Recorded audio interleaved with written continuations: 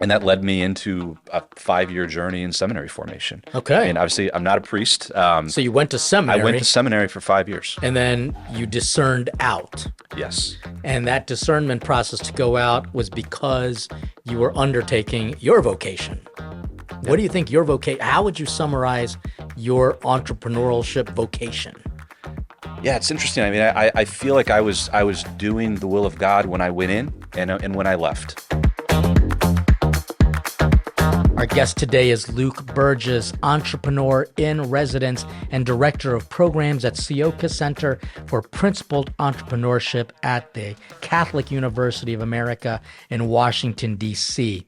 He's a veteran entrepreneur and founder of several successful companies. He studied business, philosophy, and theology. He's the co-author of the book Unrepeatable, Cultivating the Unique Calling of Every Person, and he's also the author of Wanting, The Power of Mimetic Desire in Everyday Life, a best-selling book translated in over 20 languages, and it's great to have him on the show talking about stuff that has a lot of words. Mimetic, what is exactly mimetic theory?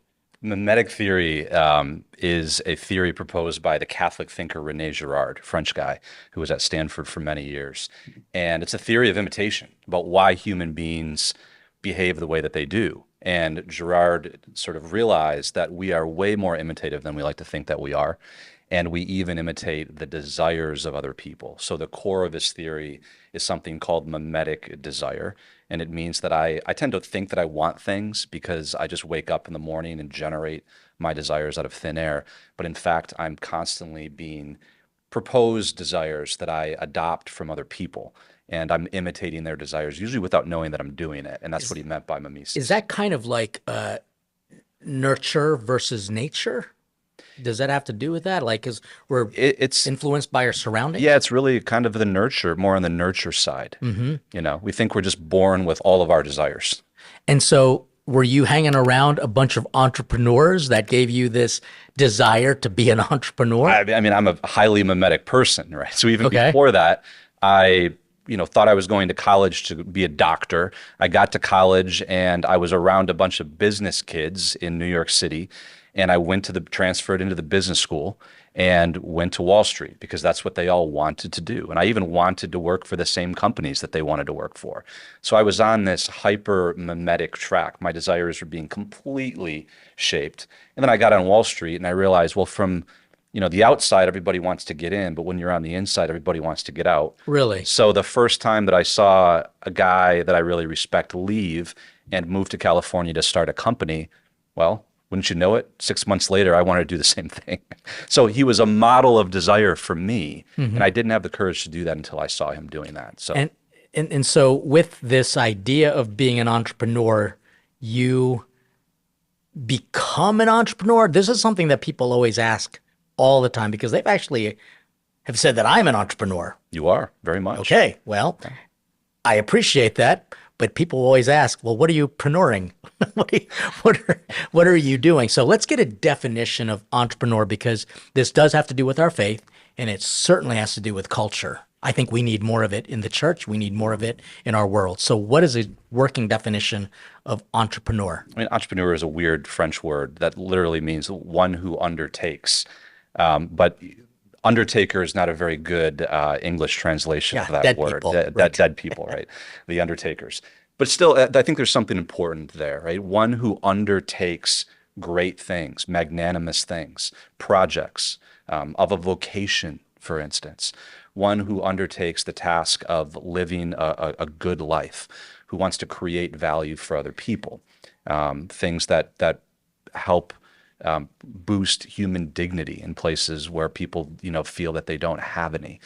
One of my favorite examples of an entrepreneur, a Catholic entrepreneur actually, went in hospitals and was I think one of his family members landed in the hospital and said, these robes that people are forced to wear in hospitals are undignified. And he goes, we should actually, they shouldn't be forced to wear something that looks ridiculous just because they're sick. And he started a company that actually has beautiful, dignified, comfortable hospital gowns. But do they still see the backside? No, Oh. you cannot see their backside. Really? Yeah. So, I mean, this is an example of somebody who saw a problem, saw a need through the lens of human dignity. I think he was upset that one of his parents was forced to wear one of these things, and started what's now a very successful company that's creating real human value in the world. That is interesting. So it's about creating, being a co-creator.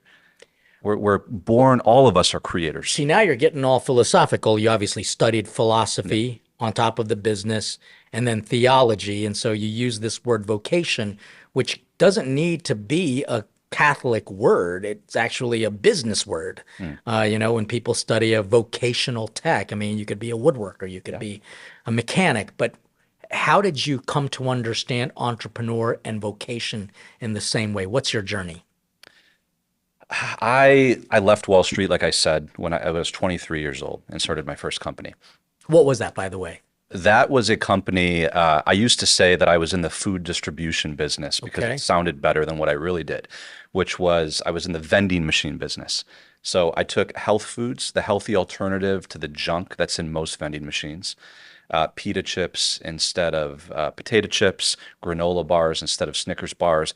And we rolled out a line of healthy vending machines across the country in schools and airports and hospitals. So that was my first company. Those are the ones that I walk by and be like, where are the potato chips? Yeah, exactly. That's what I Thanks a lot, Luke. I appreciate that. Turns out that I hated being in the vending industry, even though we did pretty well as a company. I was stocking these things myself. And I hated it. But you got to do it. Got to do it. I actually don't like eating food out of vending machines, so I got myself into a business. Don't make me tell the story about eating a burger out of a vending machine. Oh my God. In Portugal. You can get almost anything out of a vending machine these days. And we don't know what that anything was, but I actually put it in my mouth. But that's another story. So you were in the food business, and you kind of were. I was, got out of that business, ended up starting 3 more companies in my 20s. So co-founded 4 companies while I was in my 20s. Huh. But I did it all without a real sense of vocation. In other words, I was starting the companies just to sell the companies, and I did sell a couple of them. So I was getting in just to get out, and there was no sense of real purpose or adding long-term value. And there's kind of something wrong with that idea. Like, I'm going to, undertake this project just so I can stop as soon as possible, right? Something a little bit off about that. Yeah. And that's what was leaving me so unsatisfied. So I was solving problems and then moving on to the next thing. And it left me extraordinarily unsatisfied. By the way, some would call that hyper, ADD-ish, but you're calling it you just want to be an entrepreneur. Yeah, for highly probably bad mimetic reasons. Okay. And I mean, let's be honest, I wanted to make as much money as I could in the shortest amount of time possible. I like that. That makes sense. Makes You're sense. honest. Yep. But I didn't have a sense of vocation or calling that would transcend the individual company. And I came to understand vocation, at least personal vocation, as something that we're called to do, that is at the core of who we are, that we're doing at all times, and that doesn't just leave us. This undertaking, that's a good word. You're taking something on that's about you. And so what did you take on? At the end of that 10-year journey, I took on, well, first of all, I had to totally step away from it. Okay. I became extremely disillusioned when I was 29 years old and had a chance encounter with a Catholic neighbor who lived next to the house that I just bought in Las Vegas, Nevada. Okay. So I moved one of my companies from LA to Vegas so that I could play a lot of poker. It was cheaper from a business standpoint, and sell my company as soon as I could, and then just get out of there and move on to the next thing. Got to Vegas, have a conversation with the guy who lives next to the house that I just bought, who just randomly drops in a conversation. Hey, do you have a church to go to? Because if not, I go to this really nice parish called St. Francis of Assisi just up the road. Don't know what would have made him offer that to me, but I was listening. And that sent me on a journey. Yeah, I was looking to maybe go to mass every once in a while. You were Catholic. At that point. I was Catholic, but didn't take the Sunday obligation too seriously at that point. Okay. So, make a long story short, within a year, I was going to daily mass. Oh. And that neighbor, I don't think he knows that whatever seed he planted. And I just wandered in there one day and kept getting drawn back. Oh, this is kind of a nice way to start. We have a very special surprise for you. Your neighbor is here. He's here. He's going to walk up. Wouldn't that be, wow, that would be an awesome show. Yeah, but what would you say to him if he showed up right now? Well, I'd say thank you, first of all. Were you off That put by him in any way, like just even introducing church to you? not in any way. Because like you're a business guy. Most business people would be like, Yeah. thanks. I got money to make. Yeah. He was such a nice guy, and Okay. he showed me such hospitality, and they brought things over to my house. And they did stuff that neighbors don't do anymore. It's really rare to have anybody welcome you to a neighborhood What did he do? in Bake the you a cake US. or something? Didn't bake me a cake. His wife brought over some cookies. He asked me if I needed help with the Was he yard. older or younger? He was a younger guy. He's a local politician, a Really? younger guy. Okay, this is all very strange. I mean, It, it's it like, very strange. okay, so he introduced himself, invites you to church. Asked me if I needed help. Not with him, by the way. He just Okay. said I just happened to go to a great parish, a That great is church. amazing. That is such a soft sell. I love Yeah. it. So anyway, you start going to daily mass, and then what happens? Little by little, I had just a deep hunger to kind of educate myself about just basics of the faith Yeah. that I grew up with. And I didn't get very good formation. I went to a Catholic high school, as we all doesn't necessarily mean that you learn what you need to learn about your faith and about the church.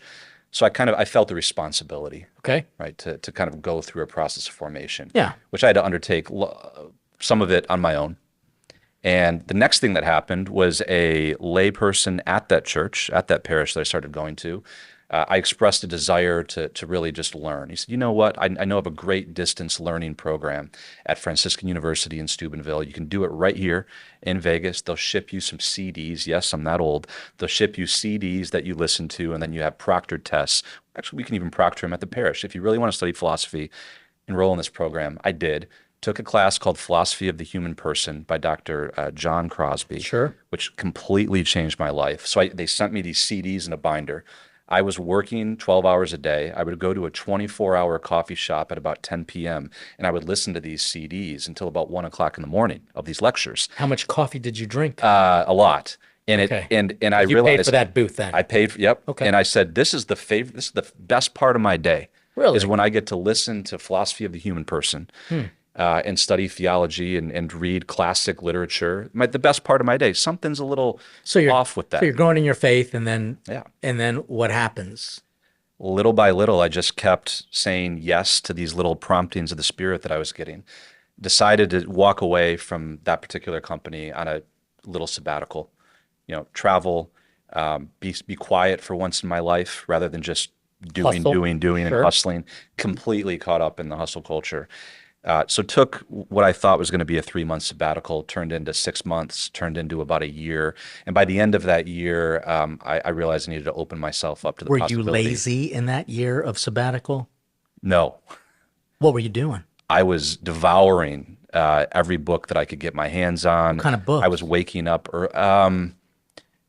classical literature, philosophy, So you were getting church fathers. classical education, which we don't get. I was getting classical education. Yeah. Yeah. I love it. Yeah. So I was waking up, definitely not lazy. I was waking up at 4:30 in the morning because I was so excited to wake up the next day and be able to just consume this stuff that my soul needed it. Wow. Yeah. Clearly, So- you didn't read any of my books. I appreciate it. So you're growing in your. I mean, I guess what Yeah. I want to do is get to how this 1 year sabbatical obviously changed your life. A guy asked you if you have a church, and now it's leading you to best-selling authorship. You're you're the director of these programs for entrepreneurship. But what happened between that end of that year of sabbatical? What did you do? So near the end of that year, I realized I needed to open myself up to the possibility that it might be called to be a priest.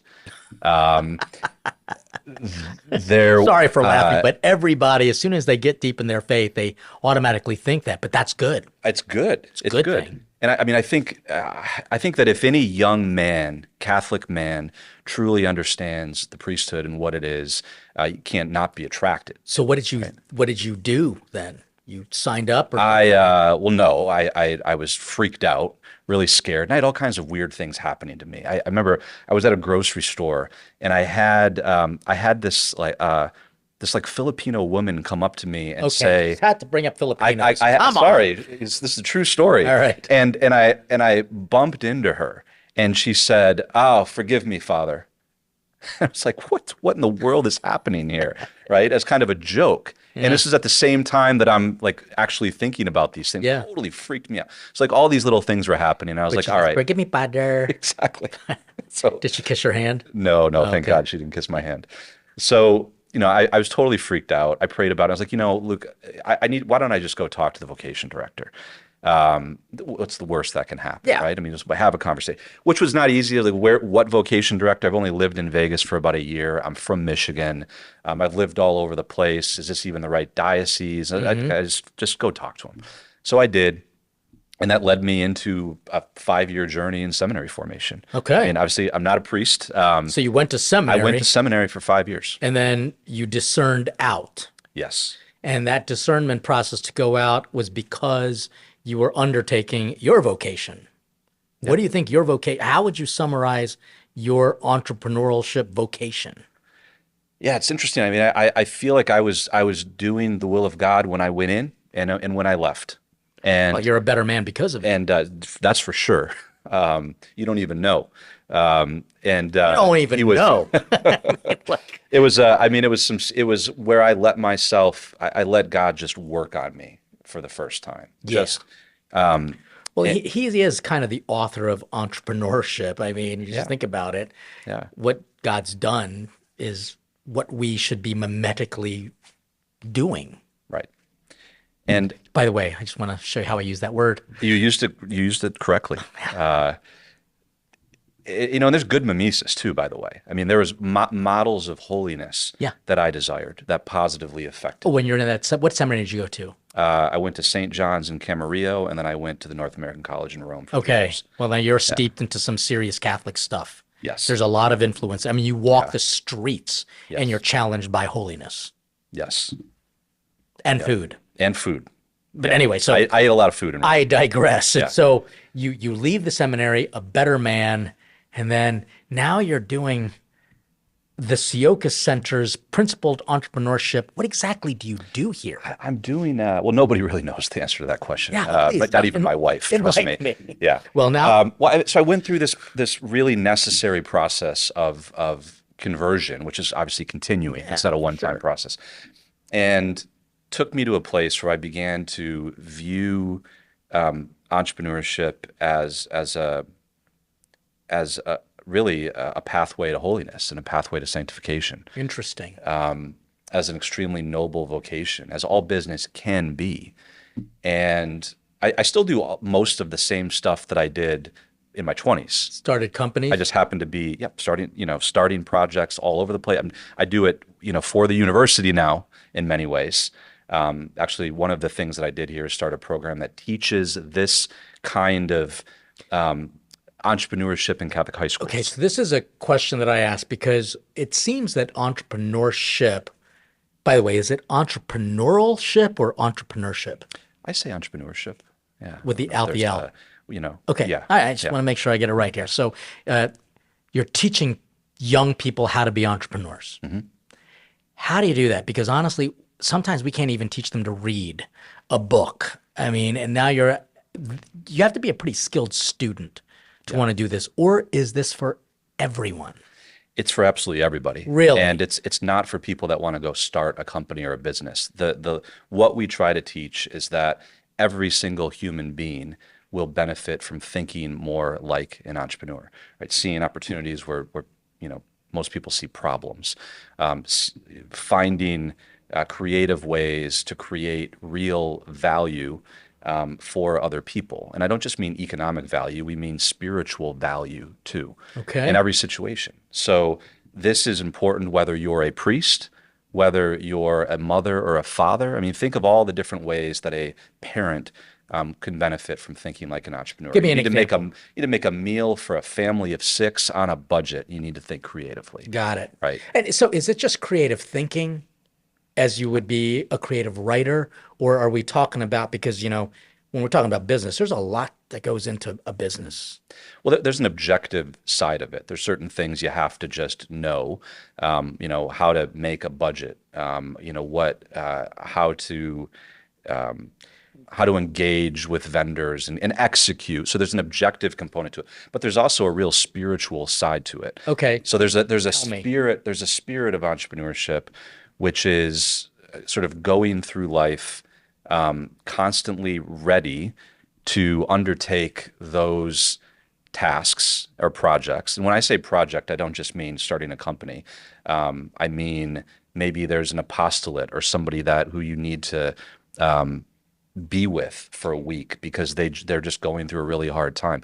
Seeing all of these as opportunities, one, to do the will of God, and to give of yourself, right? To offer yourself, pour yourself out for somebody else. And this is really the highest form of entrepreneurship. Is we've all been given unique gifts and talents, and the better you know what those are, the easier it is to identify. I mean, you just basically said service. Service, yeah. And that's entrepreneurship? At its deepest level. I don't see, because a lot of people see service and service industry as slave labor and not very creative. Now, granted, I know that being a server, you've got to be clever. You've got to have a lot of skill to serve well. Yeah. Is the quality of students compared to when you were growing up, is it higher or lower? What's the quality of because I'm thinking that there's got to be a quality for students who want to be entrepreneurs. There's a big debate. got to be. Yeah. Because you mean. Well, the big debate is, can you teach somebody to be an entrepreneur? Yeah, that's it. Yeah. I think anybody can learn some basic skills of thinking like an entrepreneur. For instance, students come to me with ideas all the time, and they think that they need a lot more money than they do to test out whatever their idea is. And 100% of the time, there's a way for them to test out their idea for zero money whatsoever. And to be able to see how to do that for no money is something that's an acquired skill. I can teach them how to do that. There's other things that I can't teach them how to do. Like some people just seem to have like a much lower risk tolerance. Okay. I have a very high one. I mean, it could just be the family that they grew up in.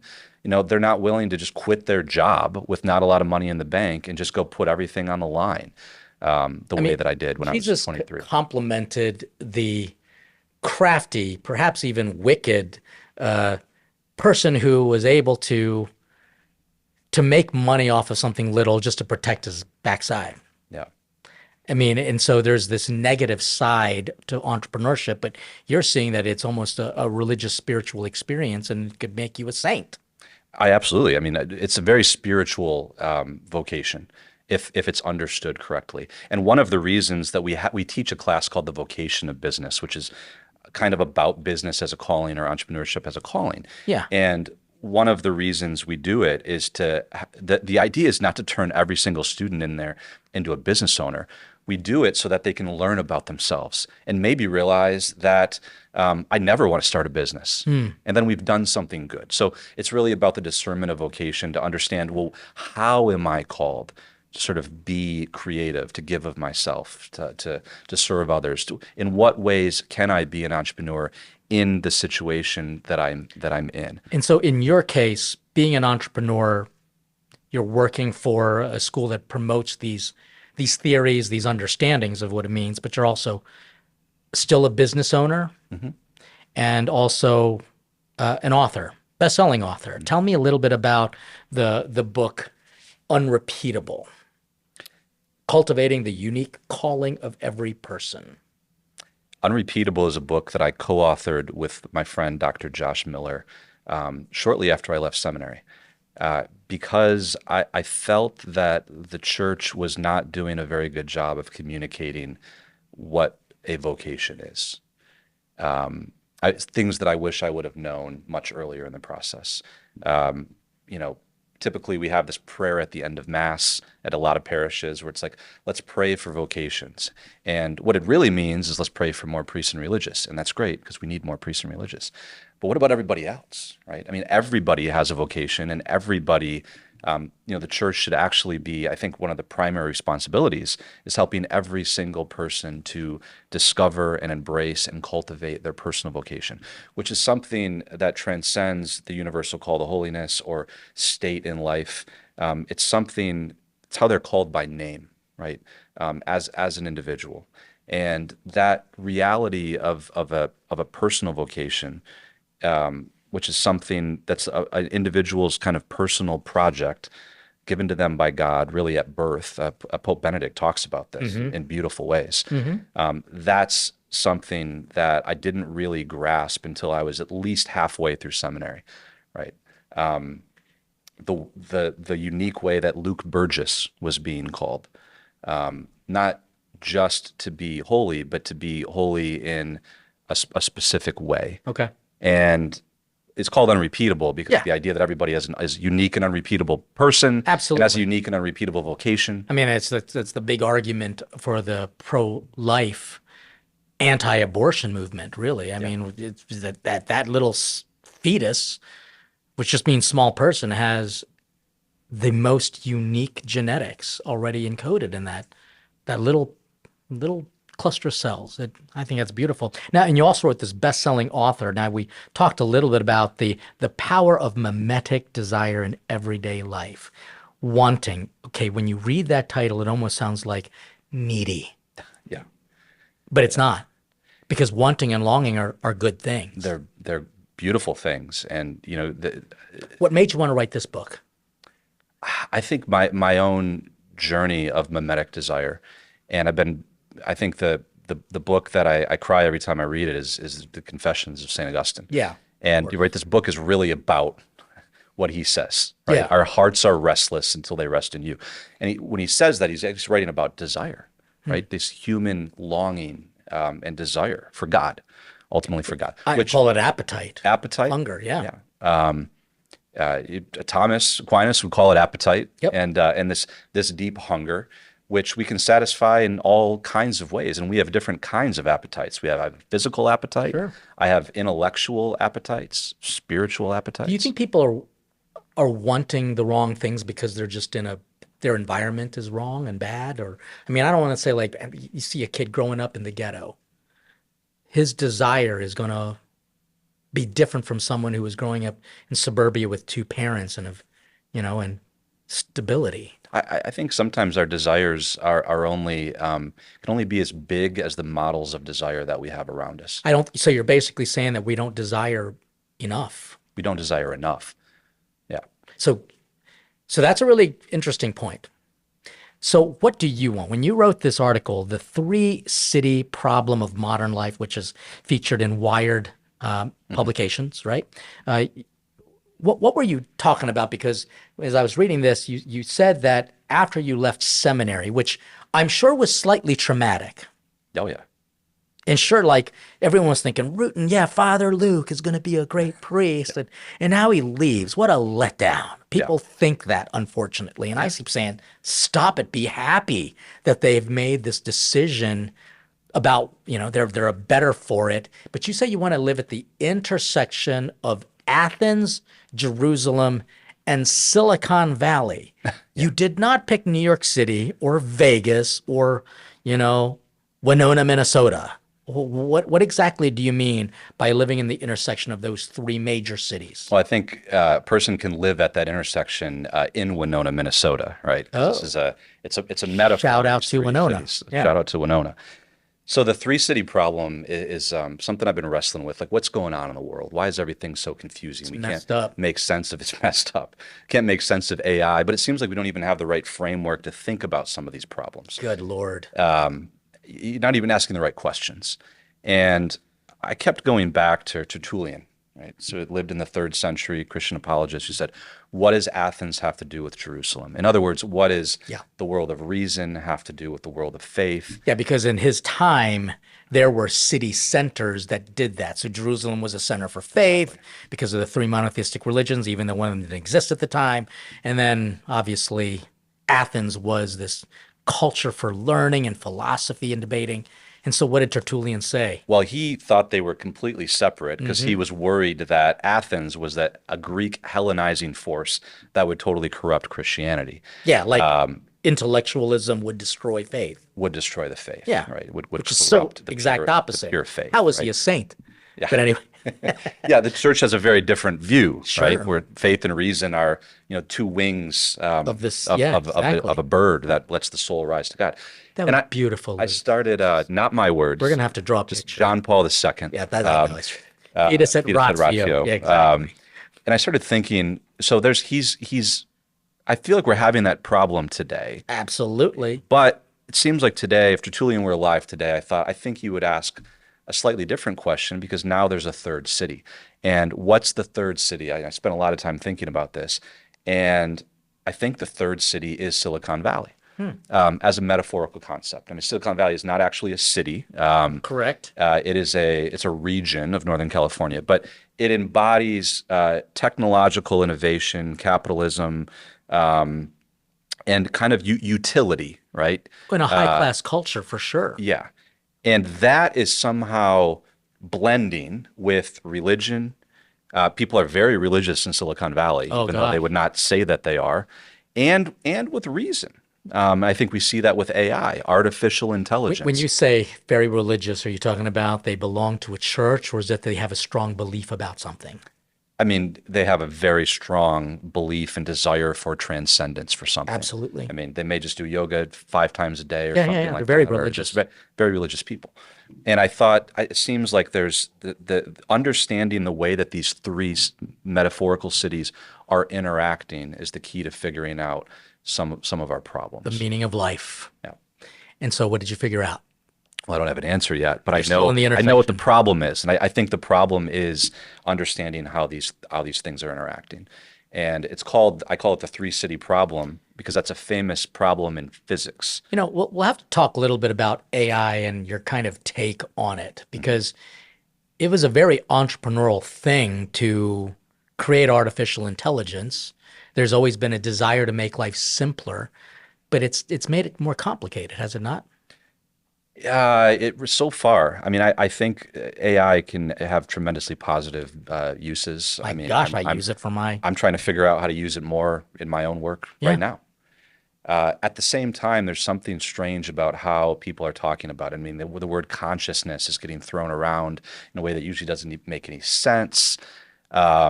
There was a letter that was signed by 200 plus people that was saying, halt the development of Yeah. ChatGPT 4. including a And lot of very smart people. and very smart people, but almost I don't think there was a single real religious spiritual person on that list. Because they just only discovered Zoom during COVID. That's a problem. Good Lord. But they're also not really involved in the conversation or invited to the table to be thinking through some There of you these go. problems. There you go. And that's part of what I mean by the three city problem. they are separate. We're not talking.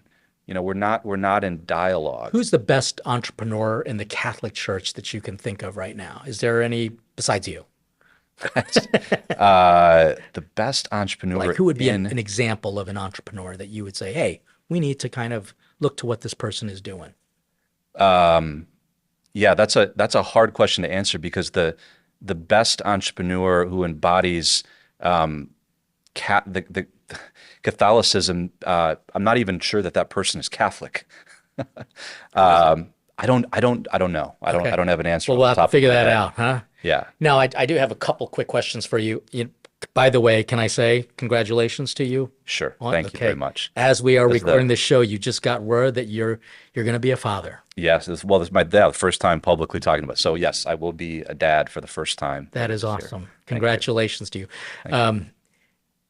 Your wife herself is a little bit of an entrepreneur as well, is she not? She's very much an entrepreneur. Boy, this baby is going to be a flipping genius.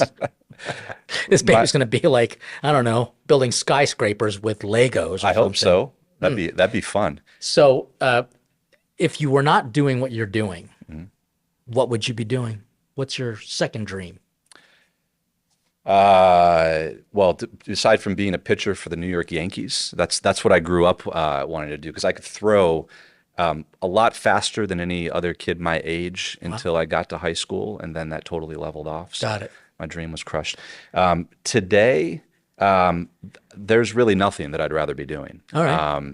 Honestly. I do ask this. A lot of people say, like, I'd rather be doing this. So you really are geared into this principled entrepreneurship because there can be an unprincipled version of it for sure.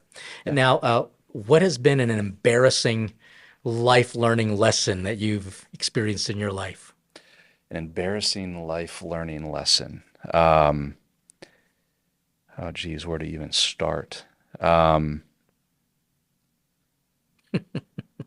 know I love Yeah, asking this because yeah. it's like did any company just flop and fail? Oh yeah, yeah. I mean, I think the funniest lesson, one of the hardest lessons that I had to learn was when I got to seminary. And it was just a very humbling experience for me. Oh yeah, And things that happened I for couldn't make up everyone, for everybody. even the coolest kid. Extraordinarily difficult. Good Lord. And so I started this healthy vending machine company, like I said, and I hated doing any of the actual work of stocking the machines, and I had to do a lot of it. So fast forward a few years, right? I'm in seminary, and I begged my bishop, don't send me back to LA. I'll go anywhere but LA. Of course, he sent me right back to LA. I'm in St. John's in Camarillo. And everybody gets a house job, so you get a house job, you're Sure. assigned it, you don't get to pick what it is. And the house job that I was assigned was to manage the kind of the bar area Oh of the yeah, seminary, which included maintenance and stocking of the the vending vending machines. machine. There you go. So I Your was on my vocation. hands and knees stocking candy bars and vending machines.